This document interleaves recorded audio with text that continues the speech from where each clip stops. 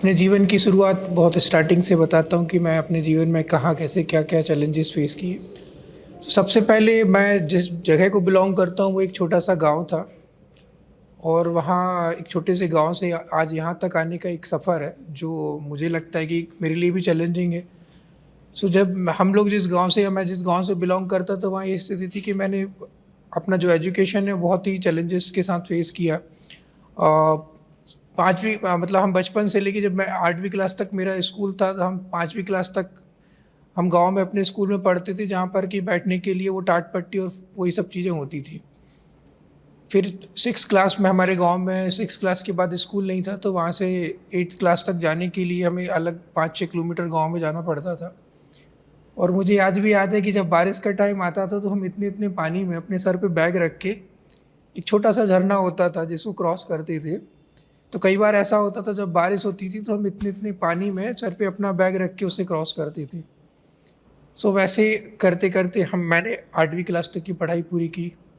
फिर 8वीं क्लास तक वहाँ से आगे स्कूल नहीं था, तो फिर अगेन वो 10 किलोमीटर 12 किलोमीटर दूर स्कूल्स थे, तो वहाँ जाके फिर 9th क्लास का एजुकेशन किया। और मैं बहुत लकी था कि मुझे 9th क्लास के बाद मुझे पढ़ने के लिए भोपाल जैसे बड़े शहर में आने का मौका मिला। तो जब मैं यहाँ आया तो यहाँ देखा कि काफ़ी चीज़ें थीं, काफ़ी लोग थे, अपॉर्च्युनिटीज़ मुझे लग रहा था कि मैं कर सकता हूँ। तो वहाँ से मैंने जब अपना सफ़र किया, तो मैं 10वीं पढ़ा, फिर 11वीं में, 12वीं में आके जब मैं कोचिंग जाता था, तो वही कहानी थी कि कैसे पैसे बचाएँ, कैसे चीज़ों को यूज़ करें। तो कई बार ऐसा होता था कि मैं एमपी नगर से जहाँ कोचिंग पढ़ता था, मैं शाहपुरा में रहता था और मेरा ये रहता था कि अगर मैं एमपी नगर से शाहपुरा वापस घर जाऊँगा, तो अगर मुझे साहब एमपी नगर से घर से निकलते टाइम ट्यूशन से अगर मुझे 1150 तक बस मिल गई तो ठीक है, मैं लूँगा। अदरवाइज़ अगर मैं वहाँ तक पहुँच गया, तो मैं पैदल ही घर जाके या पैदल ही जाऊँगा। तो पैसा भी बचेगा और मुझे लगता था कि इतनी एनर्जी है कि मैं उस वो कवर कर सकता हूँ। तो ये सब थॉट प्रोसेस बचपन से ही था कि संघर्ष करना है, जीवन इतना आसान नहीं है और हम जिस जगह से बिलॉन्ग करके आए हैं, हमें वहाँ अपने आप को एक प्रूव करना है। तो ये खुद से खुद का एक कोई था नहीं सामने कि जिसे बीट करना है, खुद से खुद की एक था कि करना है। पता नहीं था 12th के बाद क्या करना है, कोई ऐसा कोई पीछे बैकग्राउंड नहीं था कि जो सब समझाए कि ये 12th के बाद इंजीनियरिंग होती है या ये कर सकते हो या वो कर सकते हो। एक चीज़ थी कि मेहनत थी कि मेहनत कर सकता हूँ। तो 12th के बाद इंजीनियरिंग में एडमिशन लिया।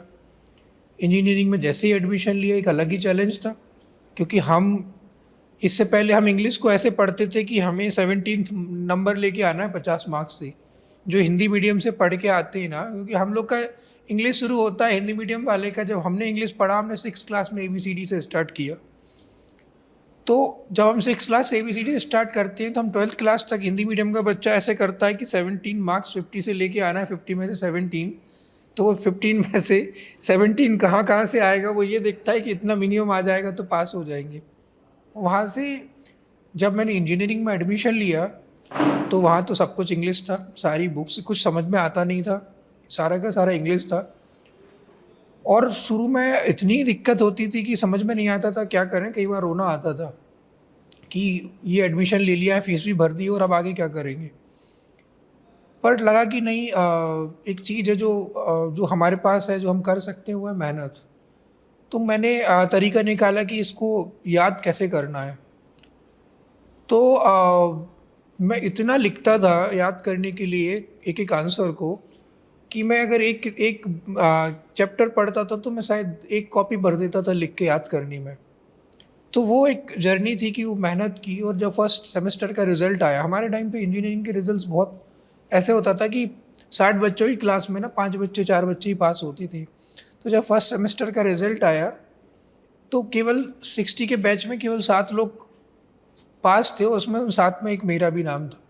तो एक कॉन्फिडेंस आया कि यार मेहनत बेकार नहीं जाती, अगर हम मेहनत करेंगे तो हम पास हो सकती हैं, हम चीज़ों के चैलेंजेस को फेस कर सकती हैं। वो 60 में जब मैंने फर्स्ट ईयर एग्ज़ाम दिया था, तो वो 60 में ऐसे भी बच्चे थे जो केवल इंग्लिश मीडियम से थे, जिन जो पढ़ने में मुझसे बहुत अच्छे थे, बट शायद उन्होंने उतनी मेहनत नहीं की होगी जितना मैंने उस समय मेहनत की।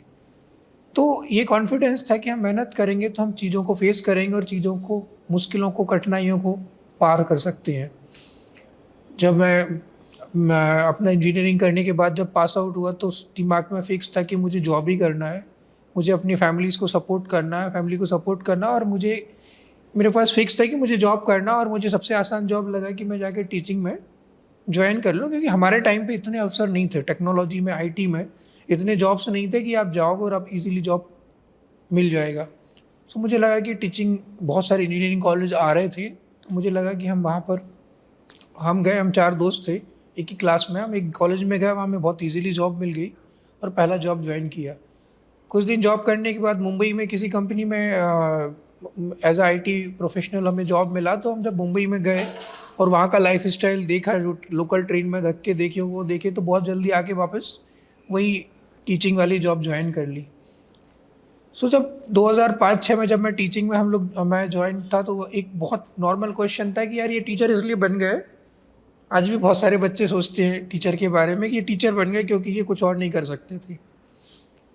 तो वो था कि यार नहीं, कुछ करना है, कुछ आईटी में, टेक्नोलॉजी में, उसमें मेहनत करनी है। तो वहाँ से 2006-07 से टेक्नोलॉजी पे काम करना शुरू किया। अपने कलीग्स के साथ मिलकर एक सॉफ्टवेयर आईटी कंपनी बनाई। तो उस टाइम पे जर्नी ऐसी होती थी कि मैं 9 बजे 10 बजे हम कॉलेज जाते थे। 4 बजे 5 बजे कॉलेज से एमपी नगर में जहाँ हमने अपनी कंपनी खोली थी वहाँ आते थे, और फिर 12 बज रहे हैं, रात के 1 बज रहे हैं। कई बार तो जब प्रोडक्ट की लॉन्चिंग होती थी या कुछ ज़रूरी काम होता था, तो हम सुबह-सुबह घर जाते थे और सुबह नहा के फिर कॉलेज जाना है और फिर शाम को फिर वापस आना है। तो ये मेहनत और जर्नी 2007-08 से लेके 10-11 तक कंटिन्यूअसली चलती रही। हमने एक बंदे को जॉब दिया और हमने 17-18 लोगों को जॉब में उस टाइम पे 2010-11 में रख लिया।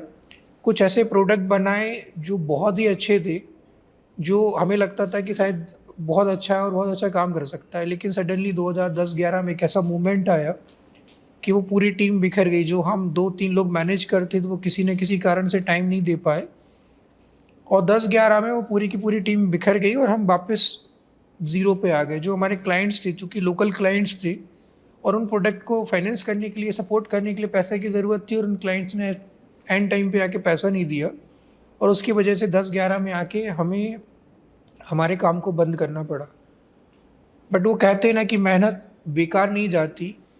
जो मैंने सीखा था 4-5 साल, उसके बेसिस पे मुझे बहुत सारी जगह से ऑफ़र आया, और एक यूएस बेस्ड कंपनी ने मुझे ऑफ़र किया कि आप हमारे साथ जुड़ जाइए, हम भोपाल में कुछ सॉफ्टवेयर और आईटी का काम करना चाहते हैं, तो आप इसको सँभालिए। तो मैं 2010-11 में सॉफ्टवेयर में आईटी कम उनके साथ जुड़ा।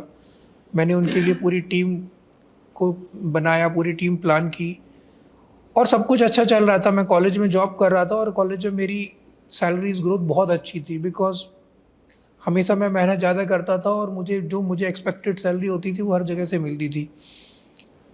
मैं कॉलेज में ऐसा एक दूसरी पारी में काम कर रहा था एक यूएस बेस्ड कंपनी के लिए, वो भी मुझे अच्छी सैलरी दे रहे थे, प्लस मेरे खुद के 40 से 50 वेबसाइट्स चल रही थी उस टाइम पे। और मेरा टेक्नोलॉजी और आईटी अच्छा था, तो मैं लोगों के एमटेक और पीएचडी की थीसिस भी कर रहा था। मतलब 10-11 में मैं आराम से महीने का 1-2 लाख रुपए महीने कमा रहा था। लेकिन यूएस में उनके साथ जब काम किया, तो पता चला कि एक स्टार्टअप कल्चर हुआ है, और स्टार्टअप काफ़ी तेज़ी से आगे बढ़ रहे हैं और करना चाहिए। सो 12-13 में मेरा हमेशा स्टूडेंट के साथ बहुत अच्छा बॉन्डिंग रहा। तो कुछ स्टूडेंट्स के साथ मिलके ही एक प्रोजेक्ट बनाया स्टूडेनिया के नाम से, कि बहुत सारे कॉलेजेस हैं, हम उनके लिए एक प्लेटफॉर्म बनाते हैं बच्चों के लिए। वो कुछ दिन ही चलाया, फिर जैसे एक आइडिया आया कि नहीं यार, ये वेस्ट मैनेजमेंट एक ऐसी चीज़ है जहाँ पर कोई काम नहीं कर रहा है। ये 2013 की बात है, 13-14 की, जब स्वच्छ भारत मिशन नहीं था, मोदी जी ने आगे कुछ बोला नहीं था। तो हमने ऐसे ही एक स्क्रैप्स के लिए सेल करने के लिए एक छोटा सा प्लेटफॉर्म बनाया, और 13-14 में बच्चों के साथ एक स्टूडेंट प्रोजेक्ट की तरह उसको बनाया। सो हमें आइडिया नहीं था कि उस टाइम पे 2013-14 में लोग गूगल पे सर्च करेंगे, और गूगल पे भी स्क्रैप को सेल करने के लिए, ऑनलाइन सेल करने के लिए आएंगे। तो सडनली देखा कि लोग इंक्वायरी कर रहे हैं, लोग प्लेटफॉर्म पे आके अपनी कलेक्शन के लिए रिक्वेस्ट डाल रहे हैं, और हमें कोई डोमेन का नॉलेज नहीं था। हमने तो एक वेबसाइट बना दी थी, और जब हमने देखा कि लोग रिक्वेस्ट कर रहे हैं, तो हमने बगैर किसी सोचे कि कितने में बिकेगा, कितने में लेना है, थोड़ा बहुत लोगों से, स्क्रैप की दुकान होती थी गली में, उससे पूछा कि भाई क्या क्या रेट में लेते हो, और वैसे हमने लोगों से माल लेना शुरू किया और हम लेते थे और वहीं गली में पास में जाके बेच देते। तो आप समझो कि मैं 1-1.5 लाख रुपए महीने कमा रहा हूँ, लेकिन अगर एक छोटा सा ही पिकअप 50-100 रुपये 200 रुपये का भी एक पिकअप आ रहा है, तो मेरे स्टूडेंट जा रहा है और कोई अवेलेबल नहीं है तो मैं खुद भी जा रहा हूँ और हम वो खरीदते थे और वो जाके गली में जाके लोगों को बेचते थे। और हमें लगता था यार हमने ना 150 रुपये का खरीदा और देखो हमने 200 रुपये का बना दी इतनी छोटी सी जगह में। इस धंधे में तो बहुत अच्छे इसका अपॉर्चुनिटीज़ हैं और हम यहाँ से पैसा बना सकती हैं। सो जब बहुत डीप डाउन देखा कि ये बहुत अनऑर्गेनाइज्ड है, इसमें बहुत अपॉर्चुनिटीज़ हैं, लेकिन काम ऐसा है कि अपने हाथ कोई गंदा नहीं करना चाहता। और जैसा कि है कि जो काम आसान होता है उसमें सभी लोग आते हैं और जो काम थोड़ा मुश्किल होता है सभी लोग कोशिश करते हैं कि मुश्किल चीज़ों से बचा जाए। तो हमें लगा कि जब सब लोग बच रहे हैं तो इसमें अपॉर्चुनिटीज़ हैं और हमें अगर हम मेहनत कर सकते हैं तो हम इस चीज़ को क्रैक कर सकती हैं। वहाँ से चीज़ें स्टार्ट हुई। उस टाइम पे मेरी एज 30 थी, मेरी शादी हो चुकी थी, मेरे एक बेटा था और बहुत सारी लायबिलिटीज़ थी। उस एज में स्टार्टअप के बारे में सोचना और उसको फंडिंग करना बहुत चैलेंजिंग होता था, बिकॉज़ मैं अकेला जॉब कर रहा हूँ, मेरी पूरी टीम में जितने भी लोग हैं वो सब फ्रेशर्स हैं। वो लोग जॉब ढूंढ रहे हैं, वो अगर वो जॉब ना सोच के वो ये सोच रहे हैं कि हम यहाँ आके फ्री में भी काम कर सकते हैं तो बड़ी बात है। तो जो मेरी सारी इनकम थी, जो मैं कंपनी में, मैंने सबसे पहले यूएस बेस्ड कंपनी को छोड़ा, मैंने जितने भी प्रोजेक्ट्स कर रहे थे सारे प्रोजेक्ट छोड़े और जो मैं सैलरी अर्न कर रहा था वो सैलरी मैंने डालना स्टार्ट किया, क्योंकि कमाई केवल एक ही थी कि मैं ही कमाने वाला था। तो मैं 1-1.5 लाख से सीधा ज़ीरो पे आ गया और ज़ीरो पे भी इसलिए आ गया क्योंकि मेरी वाइफ थी जो जॉब करती थी, तो ये था कि घर तो चल जाएगा। तो वो 15-16 से ये जो जर्नी थी स्टार्ट हुई और हमें शुरू में ये होता था कि स्टार्टअप है तो फंड मिल जाएगा, लोग देख सोचते हैं कि बहुत पैसा मिल जाएगा, थोड़ा बहुत कुछ करेंगे और आइडिया लेके जाएंगे और लोग पैसा दे देंगे। हम भी बहुत सारी जगह गए, जो भी कोई इवेंट होता था हम जाके चले जाते थे। लोग बोलते थे ये तुम्हारे जो काम है उसमें फंडिंग नहीं मिलेगी। अगर कोई टेक्नोलॉजिकल कंपनी चला रहे हो या तुम्हारा आईटी का काम है या तुम ई कॉमर्स कोई वेबसाइट बना रहे हो तो ज़रूर हम पैसा देंगे, अदरवाइज हम पैसा नहीं देंगे। तो 1-1.5 साल कंटिन्यूसली जाने के बाद कई लोगों ने मुंह पे मना कर दिया कि आप लोग परेशान हो रहे हो, आपको कोई पैसा देगा ही नहीं, मत हो परेशान। तो हमें भी लगा कि ठीक है, अब पैसे के लिए नहीं भागना है, अब काम के लिए भागना है। तो हमने अपने काम पे फोकस किया, उसकी तरफ उस पर ध्यान दिया। तो काम पर जब ध्यान देना शुरू किया तो हमारा काम थोड़ा धीरे धीरे करके ग्रो करने लगा। हमारे पास कुछ भी नहीं था, हम जिस जगह में शायद मैं बैठा हूँ इतना बड़ा ऑफिस था, एक भी गाड़ी नहीं थी, रखने के लिए वेयर हाउस नहीं था, हम लेते थे बेच देते थे। ठीक है, 2-5 हज़ार रुपये की परचेस के लिए पैसा व्यवस्था करके काम करते थे। बट धीरे धीरे चीज़ें बढ़नी शुरू हुई और हमें पहला इन्वेस्टमेंट 2018-19 में हमें पहला इन्वेस्टमेंट मिला। और वो पहले इन्वेस्टमेंट में हमें लगा कि अब जब वो फर्स्ट इन्वेस्टमेंट मिला तो मुझे लगा कि अब जॉब छोड़ के फुल टाइम ध्यान देना चाहिए, बिकॉज इन्वेस्टमेंट मिला है तो इन्वेस्टर्स के हिसाब से आगे काम करना चाहिए। तो जैसे ही हमने थोड़ा सा रफ्तार पकड़ा इन्वेस्टमेंट के बाद, तो सडनली कोविड आ गया 2021 में। सो कोविड आया तो कोविड में 2 साल पूरी तरह से काम बंद था। जिस इन्वेस्टर ने जितना पैसा डाल दिया था उसके बाद इन्वेस्टर ने बोला कि यार अब इन्वेस्टर भी पैसा क्यों डालेगा, कोई लॉस के लिए तो नहीं डालता ना। उसको ही पता है कोविड है, 2 साल केवल से एक साल 6 महीने, कोई पता नहीं आगे क्या होगा। तो सैलरीज के लिए तो पैसा कोई देगा नहीं खर्च करने के लिए कि आप हमारे पैसे से अपनी सैलरी लो। तो इन्वेस्टर्स ने भी बैकआउट किया कि अभी हम पैसा नहीं डाल सकते। हमें भी था कि यार सबको पैसा देना है, तो जैसे तैसे जो भी हमारे पास थोड़ा बहुत फंड था, जहाँ से भी रिसीवेबल्स इन्वेंट्री थी, निकाल के लोगों को पैसा दिया और कंटिन्यू रखा। क्योंकि हमें लगता था कि कोविड में किसी को मना करना कि यार हम, जैसे हमारे इन्वेस्टर्स ने हमें मना कर दिया, हम वैसे सबको मना नहीं कर सकते कि पैसा नहीं देंगे, वो कहाँ जाएंगे। क्योंकि हमारे साथ जो ज़्यादातर लोग होते हैं वो बहुत लो इनकम के लोग होते हैं, लेबर्स होता है हमारा, सिर्फ 60% 50% हमारा जो साथ जो काम करते हैं वो छोटे ग्रुप के लोग होते हैं। तो उनको कंटिन्यू किया, धीरे धीरे काम किया और कोविड के बाद हमने थोड़ा धीरे धीरे रफ्तार पकड़ी, दूसरे इन्वेस्टर्स जुड़ते गए और काम धीरे धीरे बढ़ता गया। हम एक शहर से 4-5 सिटीज़ में हम लोगों ने अपना काम लॉन्च किया। हम मल्टीपल जगह गए और एक चैलेंजेस हमेशा आया कि जो डोमेन का नॉलेज नहीं था, क्योंकि ये स्क्रैप का काम, कबाड़ का काम, सभी को लगता है कि बहुत गंदा काम है, क्यों अपने हाथ गंदे करना। पर हमें लगा है कि अगर ये काम कोई नहीं करेगा और ये सेक्टर जिस लेवल पे काम कर रहा है, जो छोटे छोटे लोग हैं, अगर वो लोग काम नहीं करेंगे, वो कुछ और करने लगेंगे, तो ये जगह बहुत गंदी हो जाएगी। अगर रैक पिकर्स हैं, तो कबाड़ी वाला है, अगर वो काम नहीं करेगा तो आपको अपना अल्टीमेटली आपको अपना स्क्रैप को, वेस्ट को फेंकना पड़ेगा। और अगर फेंकना पड़ेगा तो आज जो लोग वेस्ट को बेच के पैसा अर्न कर रहे हैं वो तो नहीं कर पाएंगे, प्लस इन्वायरमेंट और सोसाइटी के लिए और दुनिया के लिए एक बहुत गलत मैसेज जाएगा और गंदगी इतनी होगी कि उसे कंट्रोल नहीं किया जा सकता। सो अब तो बहुत चीज़ें आ गई हैं, अब सस्टेनेबिलिटी एक बहुत बड़ा टॉपिक हो गया है। मतलब पूरी दुनिया सस्टेनेबिलिटी की बात कर रही है, प्लास्टिक वेस्ट मैनेजमेंट की बात हो रही है, और अब ऐसी पॉलिसीज़ बनाई जा रही हैं जिससे कि फ्यूचर में हर कोई, आने वाले समय में हर कोई इस धंधे को करना चाहेगा। अभी भी बहुत सारी कंपनीज, बहुत सारे स्टार्टअप्स हैं जो इस वेस्ट में और इस वेस्ट मैनेजमेंट में काम करना चाहते हैं। पर जब हमने स्टार्ट किया था तब कुछ ऐसा था नहीं कि कोई पॉलिसीज़ आने वाली है या कुछ होने, चीज़ें चेंज होने वाली है, लोगों का बिहेवियर चेंज होगा। सब सडनली हमने काम शुरू करना स्टार्ट किया तो लोग बोलते थे कि यार, जब हम किसी के यहाँ जाते थे स्क्रैप लेने तो वो ना नमक के पैकेट से, ये चीज़ों से चेक करते थे कि जो हम वेइंग स्केल है हमारा, वो हम चोरी तो नहीं कर रहे। तो वो सब चीज़ें हुई। और आज ऐसा समय है कि कभी हमसे लोग रेट भी नहीं पूछते हैं। ऑलमोस्ट पिछले 10-10 सालों से लोग जुड़े हुए हैं, हम पे भरोसा करते हैं कि अगर ये लोग हैं, अगर ये लोग मार्केट से 5 रुपये कम भी ले रहे होंगे तो वो सही है, बिकॉज ये लोग सही तरीके से काम कर रहे हैं। तो लाइफ में एक चीज़ सीखने को मिले कि चैलेंजेस आएंगे आपके पास। जब हम स्टार्टअप कर रहे हैं जैसे, तो वो एक, जब मैं जॉब करता था और आज मैं स्टार्टअप करता हूँ तो मुझे लगता है, आज भी जब मैं कभी सोचता हूँ और कंपेयर नहीं करता तो मुझे लगता है वो जॉब वाली लाइफ बहुत सही थी। सही ऐसी थी कि चीज़ें आसान थी, ठीक है, पर उसमें अपना कुछ नहीं है, ठीक है।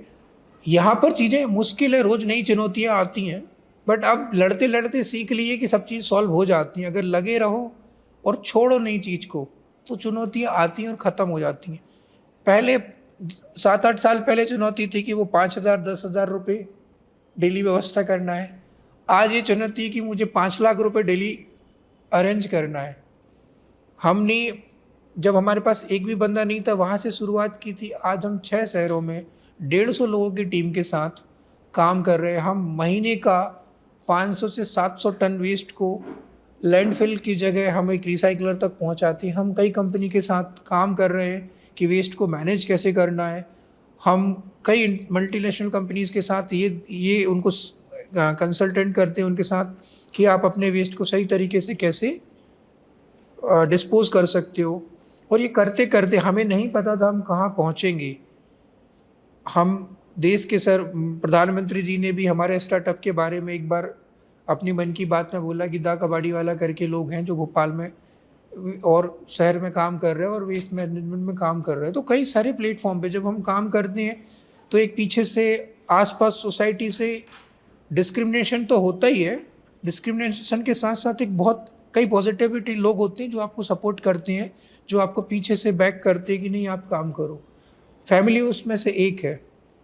मैं अपनी बात करूं तो मेरा जब बेटा हुआ, मैं बोलता हूं मेरा स्टार्टअप और मेरा बेटा दोनों साथ साथ बड़े हुए, तो मैंने जो केयर मुझे अपने बेटे के लिए लगी, वही मुझे लगा कि मेरे स्टार्टअप के लिए वो केयर है।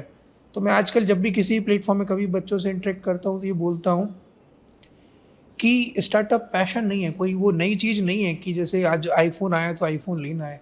वैसे ही आजकल बहुत सारे बच्चों को लगता है कि स्टार्टअप करना है। स्टार्टअप करना है तो फिर वो बिलीव लेके आना पड़ेगा, वो चैलेंजेस और वो चुनौतियों के लिए तैयार होना पड़ेगा, वो एक बिलीव होना पड़ेगा कि मैं इसको सक्सेसफुल करूँगा। ये मुझे अपने आप को प्रूव करना है कि मैं ये कर सकता हूँ। रोज़ जब हम स्टार्टअप करते हैं तो हम हर बार कई सारे ऐसे मोमेंट आते हैं, लगता है आप छोड़ दें, बट वो छोड़ने को थोड़ा और आगे सोचो कि थोड़ा और आगे लेके जाएं, थोड़ा और आगे लेके जाएं। और एक मोमेंट आता है कि फिर आप छोटे छोटे चुनौतियों से आपको समझ में ही नहीं आती। अब कोई छोटी चीज़ हो जाती तो पता भी नहीं चलता, वो अपने आप पता है कि बैकग्राउंड में मैनेज हो जाएगी। तो लाइफ जब आप संघर्ष करते हो तो जीवन आपको सिखाता है कि आपको रुकना नहीं, आपको आगे बढ़ना है ना। इसलिए नहीं कि आपको पैसा बनाना है, पैसा बनाना उसका एक पार्ट है, उसकी भूख तो होना ही चाहिए, वो एक पार्ट है, लेकिन उसके अलावा ये भी ज़रूरी है कि आपको अपने आप को प्रूव करना है। मैं जिस छोटी जगह को बिलोंग करता हूँ, मेरे लिए भोपाल आके पढ़ना ही बड़ी चीज़ है। आज मैं जब सोचता हूँ कि मैं वहाँ से यहाँ आया और यहाँ से मुझे कहाँ जाना है, तो मुझे लगता है कि अभी बहुत कुछ बाकी है। अभी तो मैं रास्ते में हूँ, मुझे मेरी मंजिल अभी बहुत दूर है और मुझे अपनी मंजिल तक पहुँचने के लिए और अथक प्रयास और संघर्ष करना है। और ऐसे कई लोगों की लाइफ बदलनी है, जो हमें लगता है, हम पहले मैं जॉब करता था तो हमें सैलरी मिलती थी। आज हमें लगता है हम 100-150 लोगों के लिए हम अगर काम कर रहे हैं, अगर मैं आज काम कर रहा हूँ, तो वो ऐसे 150 लोग हैं जिनको हमारी वजह से काम मिल रहा है। और ये संख्या और बढ़ानी है, और कैसे लोगों के लिए बेहतर और अच्छा काम कर सकती है, कैसे जो हमने सीखा है, जो आईटी जो हमारी स्ट्रेंथ है, टेक्नोलॉजी, हम उस टेक्नोलॉजी को, जो मुझे आता है, मैं उस टेक्नोलॉजी की हेल्प से लोगों की लाइफ कैसे बदल सकता हूँ। आज 150 लोग तो हमारे साथ डायरेक्ट काम कर रहे हैं, और करीब करीब 500 से 600 स्क्रैप वेंडर्स हैं जो कई सारी सिटीज़ में हमारे प्लेटफॉर्म से जुड़े, और जिन्हें उस प्लेटफॉर्म के थ्रू अर्निंग का सोर्स मिल रहा है। वो उन्हें कई सारी रिक्वेस्ट मिल रही जिनके थ्रू वो पिकअप्स करते हैं और जहाँ से उनको पैसा अर्न कर सकती हैं। तो मैं लास्ट में 2 और लाइन जोड़ना चाहूँगा कि मन हार कर मैदान नहीं जीते जाते, और ना मैदानों के जीतने से मन ही जीते जाते हैं। चोटी से गिरने से बहुत चोट लगती है, अस्थियां तो जुड़ जाती हैं, पर वहाँ से गिरने की पीड़ा मन में खड़कती है। इसका अर्थ यह नहीं कि चोटी पर चढ़ने की चुनौती ही ना माने। इसका अर्थ यह भी नहीं कि परिस्थितियों से लड़ने की ना ठाने। आदमी जहाँ खड़ा है वहीं खड़ा रहे। जड़ता का नाम जीवन नहीं, पलायन पुनरागमन नहीं। आदमी को चाहिए कि वे जूझे, परिस्थितियों से लड़े। एक स्वप्न टूटे तो दूसरा गढ़े, एक स्वप्न टूटे तो दूसरा गढ़े। जय हिंद।